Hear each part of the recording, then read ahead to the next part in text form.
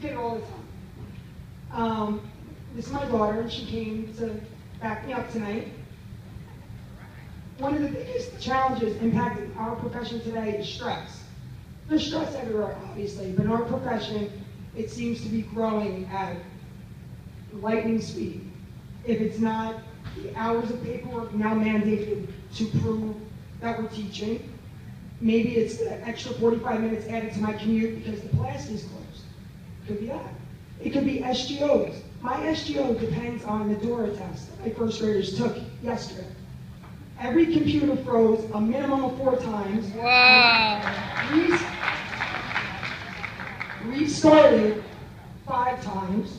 One of my kids in the middle of her test, it jumped to another kid's name before I noticed that it jumped to a name because I was helping another child. Wow. Now, I was mortified that my little 7 and 8-year-olds were going through this.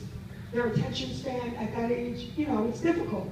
And now, I'm not going to meet my SGO. They did great from where they started, but it's not enough.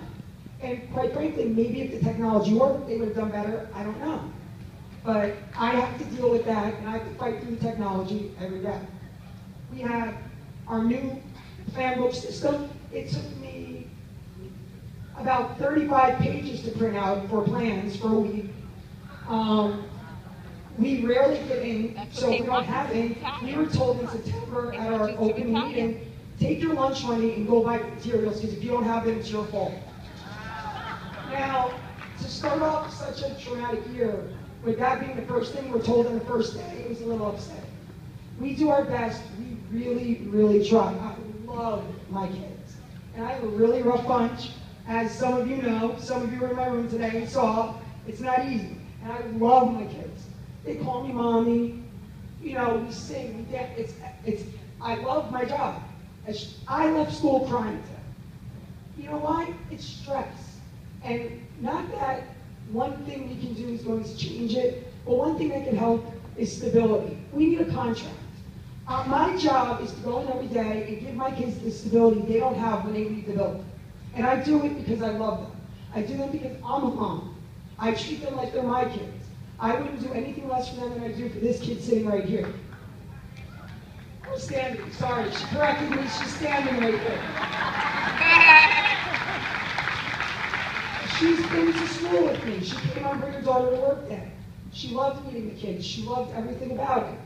But when I came home, she said, Mom, I see why you don't want to talk to me when you come home every day. Why you bring home bags and bags of work. Why you say you don't have time for me. And I cried. I'm not a crier, even though I told you twice that I cried. But those are the only 2 times this year. But it's hard to look at my own child and say to her, I'm sorry, I need to do 75 different pages to prove that I'm teaching every day. You want to see if I'm teaching? Meet the kid in my room who couldn't even identify letters in September. And he wrote 3 sentences 2 nights ago.